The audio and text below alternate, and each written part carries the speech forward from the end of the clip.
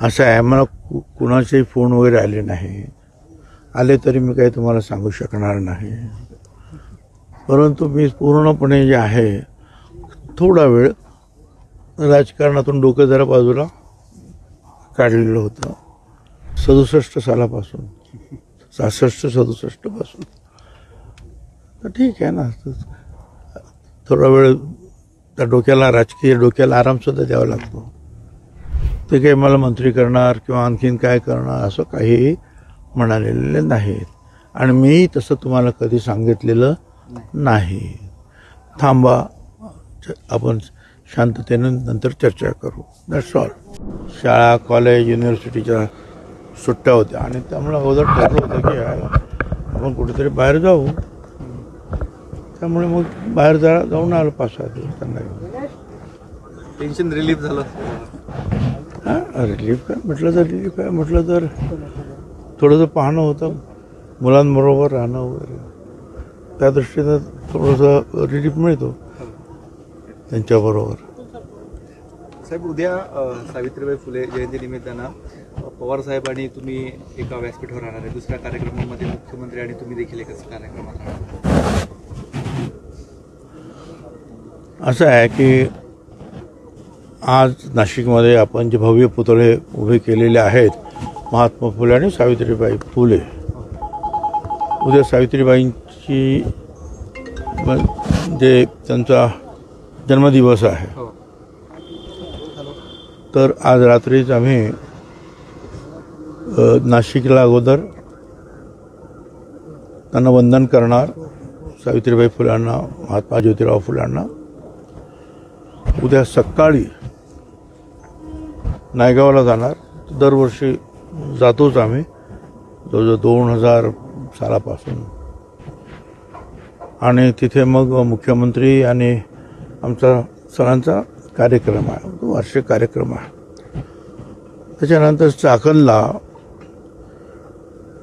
महात्मा फुले आणि सावित्रीबाई फुले यांचे पुतळे उभे केलेले आहेत. त्या कार्यक्रमासाठी, त्या लॉन्चिंगसाठी पवारसाहेब येणार आहेत आणि मी सुद्धा तिथे आमंत्रित आहे. मी तिथे जाणार आहे. मग आणखीन मग पिंपरी चिंचवडला पुन्हा एकदा आणखी सावित्रीबाई फुल्यांच्या संदर्भात एक कार्यक्रम आहे. असे 4-5 कार्यक्रम उद्या आहेत. त्यासाठी मग जाणार. काही राजकीय चर्चा वगैरे? तुम्ही परदेशात असताना काही राजकीय नेत्यांचे फोन वगैरे तुम्हाला आले होते का पुन्हा मनधरणीसाठी? कारण तुमच्या नाराजीचंच नाट्य तुम्ही जाईपर्यंत सुरू होतं. असं आहे, मला कुणाचेही फोन वगैरे आले नाही. आले तरी मी काही तुम्हाला सांगू शकणार नाही. परंतु मी पूर्णपणे जे आहे थोडा वेळ राजकारणातून डोकं जरा बाजूला काढलेलं होतं. आणि बाकी काय राजकारण, काय आयुष्यभर राजकारण करतोच आहे. 67 सालापासून 66-67 पासून. तर ठीक आहे ना, थोडा वेळ त्या राजकीय डोक्याला आरामसुद्धा द्यावा लागतो.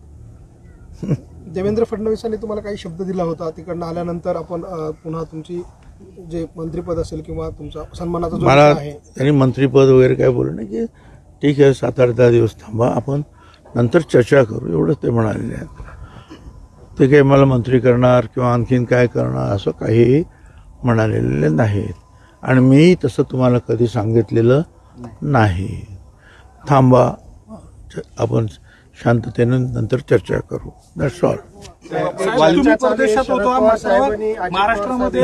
एका वेळेला एक यावे अशी चर्चा चालू आहे. कोणाचे? अजितदादा आणि मोठे साहेब एकत्र यावे असे शिरवाळांनी केलं आणि अजितदादाच्या आईने पण परवा कुठेतरी बोलणं आहे. चांगली गोष्ट आहे.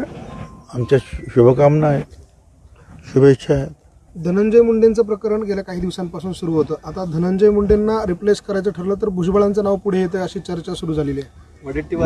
मला काय याचं आहे की वडेट्टीवार काय म्हणतात किंवा जितेंद्र आव्हाड काय म्हणतात त्याच्यावर मी काय चर्चा करू शकतो का? आणि हेही डोक्यातून काढून टाका की मला मंत्रिपद मिळालं नाही, मला ते मिळालं पाहिजे म्हणून कुणाला तरी काढा असं काही माझ्या मनात आहे, हे सुद्धा येणं अशक्य आहे. त्यामुळे आता बघूया पुढे. तुका म्हणे उगी राहावे, जे जे होईल ते ते पाहावे. साहेब, तुमच्या मनात नसलं तरी मंत्र्यांच्या अर्थात मुख्यमंत्र्यांच्या मनामध्ये आहे की धनंजय मुंडे जे आहे ते सध्या त्यांचं जे प्रकरण आहे ते गाजतं, त्यांच्यावर नाराजी आहे, पण त्या जागेवरती ओबीसींचेच एक मोठा चेहरा म्हणून भुजबळांकडे बघितलं जाते. असं आहे की मुख्यमंत्र्यांच्या मनामध्ये हे आहे ते ओळखणारे मनकवडे आपण कधीपासून झालात की त्यांच्या मनामध्ये काय आहे. हां, जे मला ते कधी म्हणाले नाही ते तुम्हाला कधी कसं काय कळालं. चला आपण संध्याकाळी भेटूया. कार्यक्रमाला अवश्य या. सावित्रीबाई फुले यांची उद्या जन्मतिथी आहे, त्यानिमित्तानं जे आहे अर्थात फार मोठे पुतळे आपण चांगले तुमच्या सहकार्याने आपण उभारलेले आहेत. आपण सगळे वंदन करूया. आणि सावित्रीबाई फुले, महात्मा ज्योतिराव फुले हे आमचे जे आहेत पॉवर स्टेशन्स आहेत. दरवर्षी आम्ही महात्मा फुल्यांच्या वाड्यावर नायगावला इथे जात असतो. बाकी सामाजिक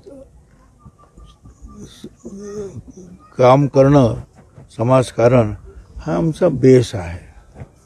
ठीक आहे, राजकारण हे एक साधन आहे, त्याचं ते साध्य नाही. तर त्याप्रमाणे आपण काम करूया. धन्यवाद. तुमच्या सगळ्या शुभेच्छा.